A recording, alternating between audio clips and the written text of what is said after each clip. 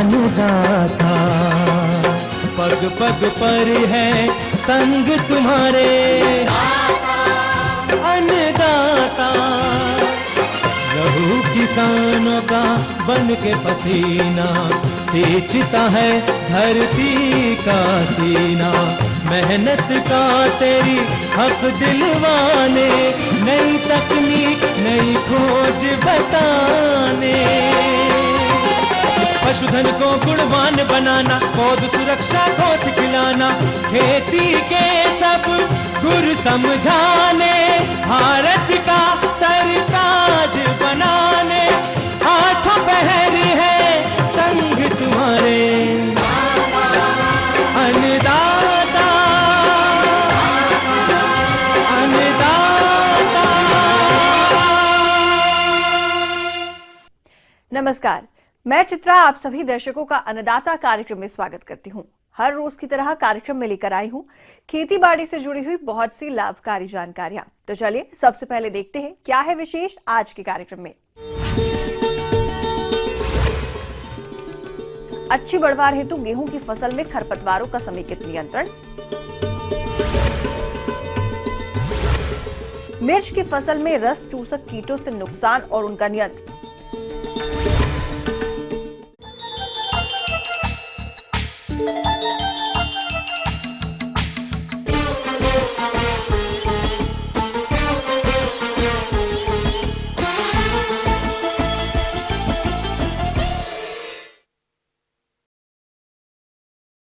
किसान भाइयों, प्रदेश के जिन किसान भाइयों ने गेहूं की बुआई समय से कर दी थी, उनकी फसल अभी बढ़वार की अवस्था में है और इस समय फसल में विभिन्न प्रकार के खरपतवार उग आते हैं जो कि फसल की बढ़वार में बाधा डालते हैं।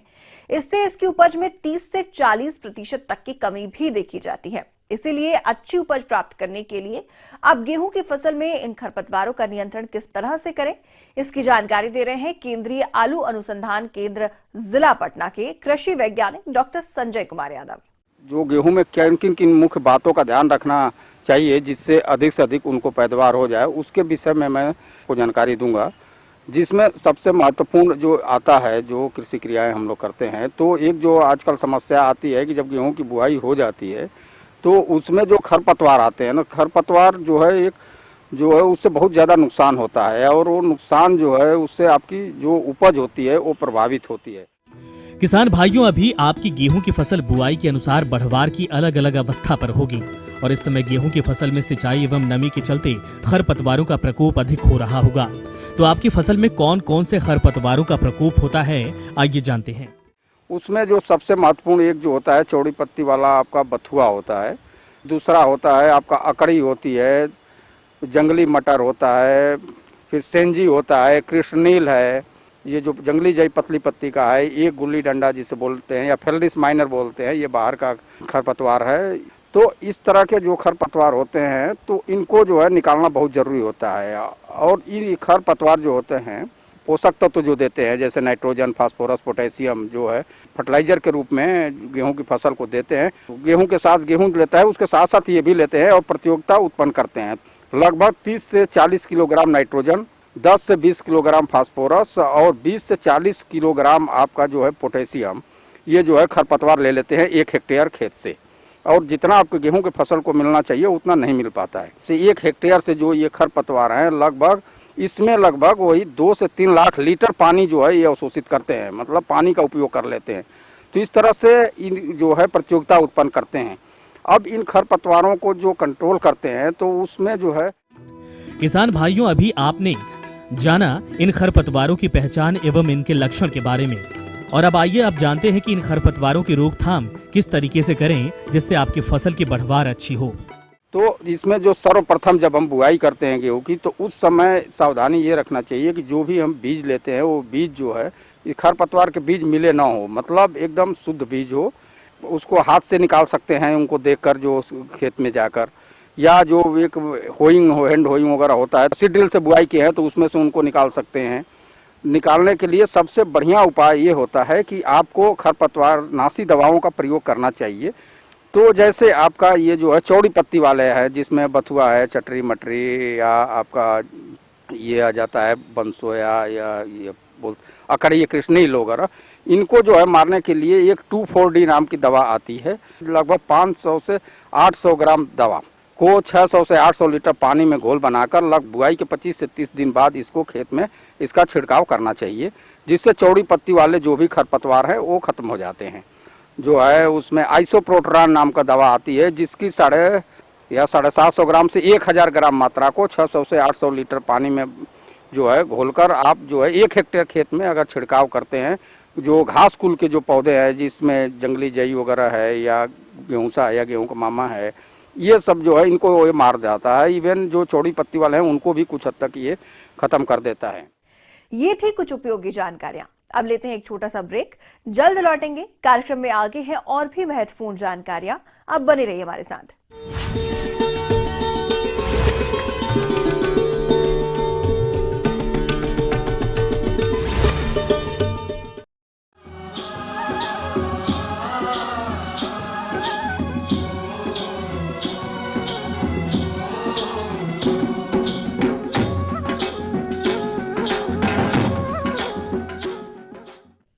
ब्रेक के बाद आप सभी दर्शकों का स्वागत है। चलिए अब रुक करते हैं अगली कड़ी की ओर।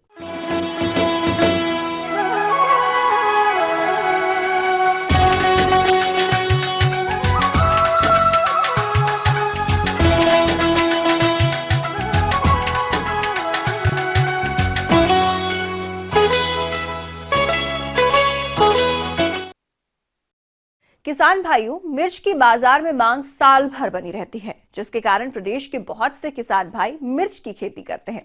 तो जिन किसान भाइयों ने मिर्च की फसल लगाई है, उनकी फसल में इस समय रस चूसक कीटों का प्रकोप देखा जा रहा है, जो फसल को काफी नुकसान पहुंचाते हैं। तो किसान मिर्च की फसल में रस चूसक कीटों की पहचान किस तरह से करें और इनके नियंत्रण के उपाय क्या हैं, इस बारे में जानकारी दे रहे हैं कृषि वैज्ञानिक डॉक्टर R.K. गंगवार।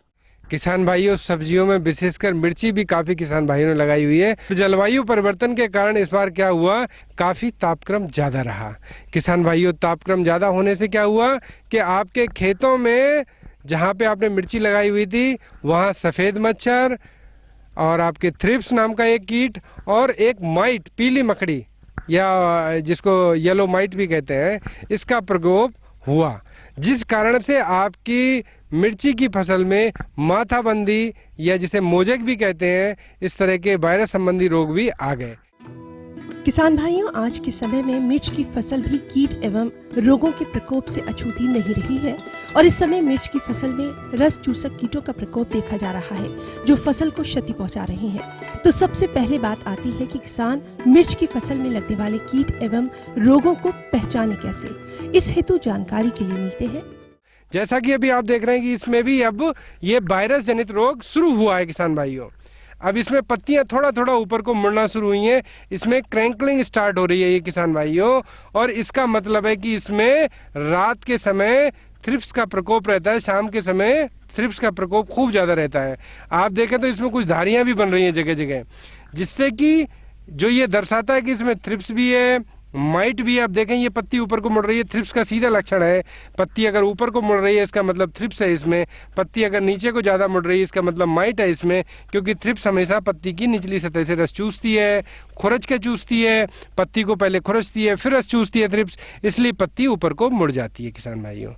इसी तरह से जब माइट है वो ज़्यादातर पत्ती की कोमल पत्तियों में ऊपरी सतह से रस चूसती है, जिससे पत्ती नीचे को मुड़ जाती है किसान भाइयों। और इस तरह की कंडीशन हमें देखने को मिल रही है। जैसे इस पौधे में देखें तो ये पत्ती नीचे की तरफ मुड़ रही है किसान भाइयों, और इधर देखें ये वाली पत्ती ये ऊपर को मुड़ रही है। दोनों को अपन देख सकते हैं। ये थ्रिप्स का ये माइट का डैमेज है, माइट के कारण से हुआ है, या भरुंथी के कारण, जिसे हम भरुंथी भी कहते हैं माइट को, या मकड़ी भी कहते हैं, उसके कारण से हुआ है, और ये थ्रिप्स के कारण से हुआ है। तो किसान भाइयों, हमें ये पहचान समझनी ज़रूरी है। और ये अगर इस तरह की हमारे यहाँ पे लीफ क्रैंकलिंग है या माथाबंदी हो रही है मिर्ची में, तो किसान भाइयों समझ जाओ कि आपके खेत में माइट और थ्रिप्स का प्रकोप हुआ है। मिर्च की फसल को नुकसान पहुंचाने वाले कीटों की समय रहते किसान अपने स्तर पर नियंत्रण किस तरह करें और कीटों के प्रकोप से बचाव के लिए कौन कौन से उपायों को अपनाएं, इस बारे में सुझाव के लिए मिलते हैं। अब माइट और थ्रिप्स का अगर प्रकोप है तो किसान भाइयों इसको बड़ी आसानी से अपन नियंत्रित कर सकते हैं। माइट के लिए किसान भाइयों एक प्रॉपर जाइट 57 EC नाम की एक दवाई आती है। इस दवा की आप 3 ml मात्रा प्रति लीटर पानी की दर से इसको काम में लेना होता है किसान भाइयों। अब चूंकि इसमें थ्रिप्स भी होता है, थ्रिप्स भी है, दोनों चीजें हैं, तो थ्रिप्स के लिए आप इसमें फिप्रोनिल नाम की फिप्रोनिल 5 SC जो दवा है, इस दवाई की 2 ml मात्रा प्रति लीटर पानी की दर से छिड़काव कोशिश ये करें इसमें कि सुबह के समय करें या तो जल्दी सूर्योदय के समय या फिर शाम को सूर्य अस्त होने के समय करें, तो ये ज़्यादा लाभकारी होता है किसान भाइयों। अबरमेक्टिन नाम की एक दवाई और आती है, इनकी आधा ml मात्रा प्रति लीटर पानी की दर से पर्याप्त होती है। वो थ्रिप्स और माइट दोनों को नियंत्रित करती है। आरंभिक अवस्था में अगर आप सल्फर को 2.5 से 3 ग्राम प्रति लीटर पानी की दर से छिड़काव कर देते हैं तो भी आप थ्रिप्स माइट को भी नियंत्रित कर सकते हैं और इसके अलावा आप होने वाले छोटे मोटे रोगों को भी रोक सकते हैं किसान भाई। मिर्च की फसल में लगने वाले रोगों में एक है पर्ण कुंचन रोग। तो किसान इस रोग की सही पहचान कैसे करें और समय रहते इसकी रोकथाम के लिए कौन सी दवा का प्रयोग करें, इसके अलावा रोग से बचाव के लिए कौन कौन से उपाय को अपनाएं, इस बारे में जानकारी के लिए मिलते हैं दूसरी किसान भाइयों जहाँ पे ज्यादा माथाबंदी है। अब इस वायरस के नियंत्रण के लिए सबसे पहले है कि इस पौधे को उखाड़ें। आप इस पौधे को उखाड़ के दूर ले जाके खड्डे में दबाएं, पहला काम। दूसरी काम, प्रोपरजाइट फिप्रोनिल का स्प्रे करवा दें, छिड़काव करवा दें, या फिर आप स्पायरोमेसिफेन या आपके अबरमेक्टिन का स्प्रे करवा दें, दोनों में से कोई एक करा दें। तो ये दवाइयाँ हैं, ये कीटनाशक हैं जिनका आप छिड़काव करें तो आपकी फसल पूर्णतः स्वस्थ रहेगी मिर्ची की। आगे और भी है बहुत सी रोचक जानकारियां, पर यहाँ पर रुकेंगे एक छोटे से ब्रेक के लिए। जल्द हाजिर होते हैं।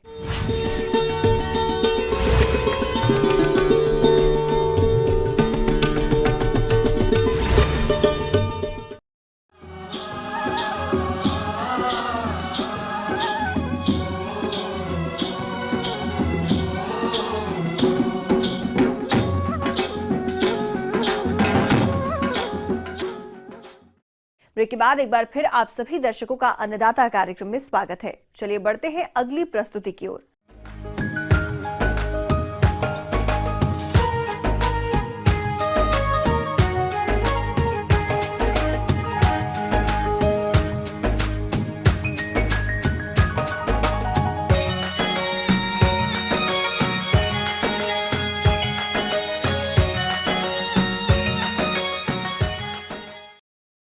लीची के बाग बिहार में आमतौर पर सभी स्थानों पर देखे जा सकते हैं और इस समय मौसम में हो रहे बदलाव के कारण इन बागों में कई हानिकारक कीट जैसे लाल मकड़ी, छाल खाने वाली इल्ली इत्यादि का प्रकोप होता है, जिससे वृक्षों में पुष्पन और फलन उचित प्रकार से नहीं हो पाता। इसीलिए समय रहते इनकी रोकथाम के लिए आप कौन कौन से उपायों को अपनाएं, इस बारे में सुझाव दे रही हैं कृषि विज्ञान केंद्र जिला बांका की बागवानी विशेषज्ञ डॉक्टर सुनीता कुशवाहा। लीची की खेती में हमारे किसान भाई इस बात का अक्सर इस बात को देखते हैं कि उसमें बीमारियों एवं कीटों का प्रकोप बहुत होने पर उनका जो मंजर होता है या फल होता है उसमें काफी नुकसान हो जाता है। किसान भाइयों, आने वाले दिनों में लीची के बाग में फूल आने लगेंगे, लेकिन इससे पहले ही इन बागों में कई हानिकारक कीटों का प्रकोप होने लगता है जो कि पुष्पन एवं फलन पर विपरीत असर डालते हैं। तो आइए सबसे पहले जानते हैं इन कीटों के बारे में। मुख्य रूप से आप देखते होंगे कि लीची की जो पेड़ होती है उसमें लीची माइट, ये एक ऐसा कीट होता है जिस पत्ती पर ये लगता है पत्ती टेढ़ी मेढ़ी हो जाती है और साथ ही जो आक्रांत जो पत्तियां होती हैं वो नीचे उनके नीचे की तरफ में लाल रंग का कुशन के गद्दे के तरीके का एक आकार बन जाता है और सभी जो पत्तियां होती हैं वो आपस में मिलकर एक गुच्छा बना लेती हैं। किसान भाइयों, ये कीट लीची के बाग में सबसे ज्यादा हानि पहुंचाते हैं, इसलिए इसकी रोकथाम के लिए आप कौन कौन से उपायों को अपनाएंगे, आइए जानते हैं। इसकी रोकथाम के लिए हमें उन जो गुच्छे बन जाते हैं उनको काट कर हटा देना चाहिए और जमीन में गाड़ देना चाहिए, पूर्ण रूप से नष्ट कर देना चाहिए। इसके लिए जो कीटनाशक है उसका स्प्रे अगर हम करते हैं तो बहुत ही अच्छे तरीके से इसका कंट्रोल हो सकता है। डाइकोफॉल नामक दवा 18.5 EC का अगर हम 30 ml 10 लीटर पानी में घोलकर प्रति पौधा उसका छिड़काव कर दें दवा का, तो ये लीची माइट की जो समस्या होती है वो पौधे से समाप्त हो जाती है। मुख्य रूप से जो आक्रांत पौधे होते हैं उसमें 15 दिन के अंतराल पर 2 से 3 बार दवा का छिड़काव कर देना चाहिए। इसके अलावा किसान भाइयों, लीची के बाग में इस समय तना छेदक कीट और छाल खाने वाले पिल्लू का प्रकोप अधिक देखा जाता है। यह कीट वृक्षों के तने को अंदर ही अंदर खाकर कमजोर कर देते हैं, जिससे तेज हवा चलने पर वृक्षों की शाखाएं टूट जाती हैं। किसान भाई, आप देखते होंगे कि जो लीची का पौधा होता है उसके तने पर छोटे छोटे छिद्र हो जाते हैं और उस छिद्र से बुरादा, लकड़ी का बुरादा बाहर आता है। तो इससे होता क्या है कि कुछ समय बाद हमारा पौधा धीरे धीरे पौधे की टहनियाँ जो है सूखने लगती हैं और फिर अंत में पूरा पौधा भी सूखकर समाप्त हो सकता है। किसान भाइयों, इस कीट की पहचान कर लेने के बाद इसकी रोकथाम करना बेहद जरूरी है। इसके लिए आप कौन कौन से उपायों को अपनाएंगे, आइए जानते हैं। इसकी रोकथाम के लिए न्यूवान नामक एक दवा आती है। इस दवा का 2% घोल बनाकर रुई के फाया, रुई जो है उसको उस दवा में भिगो दीजिए और भीगी हुई रुई को उस छेद में जहाँ पर कि आपको छिद्र दिखाई देता है उसमें बढ़िया से अंदर पिन डालकर, उसको लोहा का पिन होता है उसको अंदर डालकर ऊपर से मिट्टी का लेप लगा दीजिए या चूना, बुझा हुआ चूना लीजिए, उससे उस छिद्र को बंद कर दीजिए। इससे उस कीटनाशक से जो अंदर पिल्लू होता है वो समाप्त हो जाता है और तना सूखता नहीं है, टहनियाँ सूखती नहीं हैं। इसके साथ ही साथ एक अन्य समस्या है फल छेदक एवं पत्ती छेदक है। कोपल पत्तियां और कोमल टहनी जो होती हैं उसको पौधा काट देता है। पत्तियां जो होती हैं वे किनारे से दोनों तरफ से कीट काट देता है। ये इसका जब इस कीड़े का पिल्लू निकलता है, फल छेदक और पत्ती छेदक का जो कीट होता है, जब उससे लार्वा निकलता है वो पिल्लू पौधे के जो फल होते हैं, कच्चे फल होते हैं, उसमें छेद कर देता है, जिसकी वजह से क्या होता है कि वो कच्चे फल भी सूख कर नीचे गिर जाते हैं। इसकी रोकथाम के लिए पेड़ में फूल आने से पहले रोगर नामक एक दवा है, रोगर दवा 1 ग्राम 1 लीटर पानी में घोलकर या मेटासिस्टॉक नामक दवा 7 ml 1 लीटर पानी में घोलकर छिड़काव कर दें। तो इससे ये फल छेदक और पत्ती छेदक पौधा कीट जो होता है, इससे आपके पौधे की रोकथाम की जा सकती है।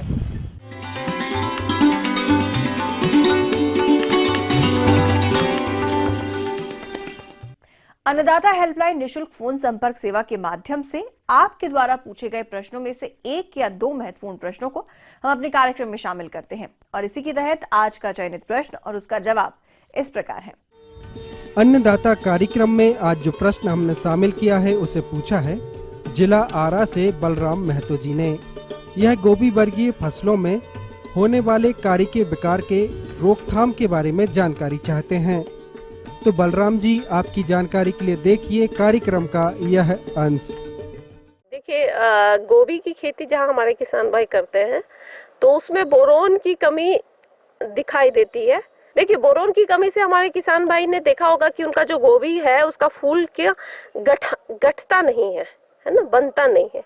दूसरा, उन्होंने देखा होगा कि जिसको हम होलो स्टेम डिजीज कहते हैं, वो पूरा खालीपन और काला काला होकर के पूरा जो उसका जो तना का भाग है वो पूरा खालीपन हो जाता है।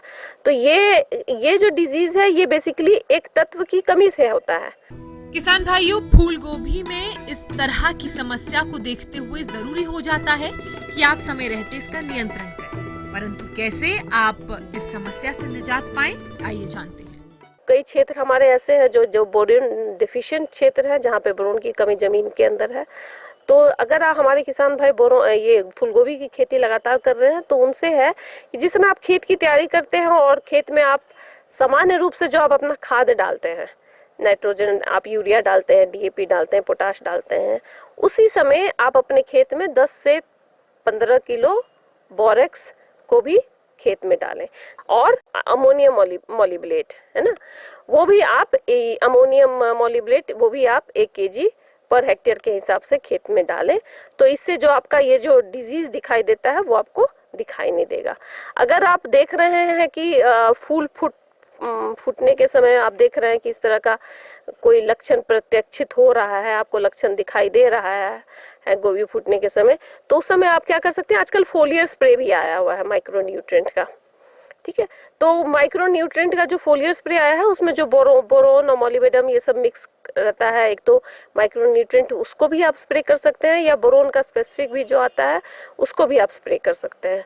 तो वो 2 ml 1 लीटर पानी के हिसाब से घोल करके आप अपने खड़े फसल पे भी आप छिड़काव कर सकते हैं अगर आपने उसको मिट्टी में जिस समय अंतिम जुताई के समय, खेत की तैयारी के समय नहीं मिलाया है तो।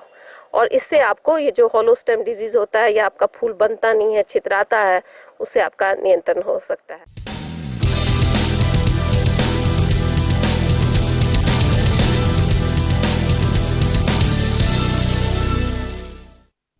राज्य की विभिन्न मंडियों में कृषि उत्पादों के चढ़ते उतरते बाजार भाव की संक्षिप्त जानकारी इस प्रकार है।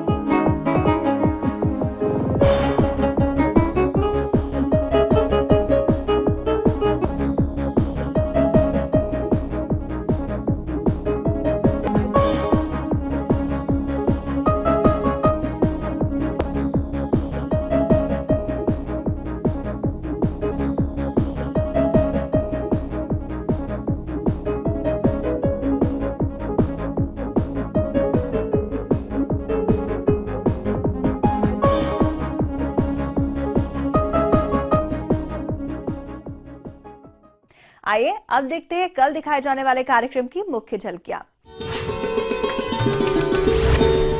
पॉली हाउस में झरबेरा फूल की खेती से लाखों की आमदनी कमा रहे किसान की कहानी। दुधारू पशु में प्रजनन संबंधी समस्या एवं उसका निदान।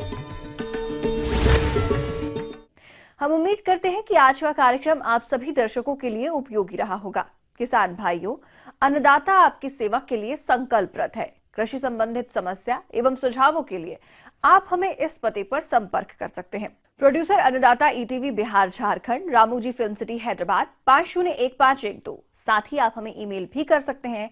हमारा ईमेल है p18annadatabihar@nw18.com।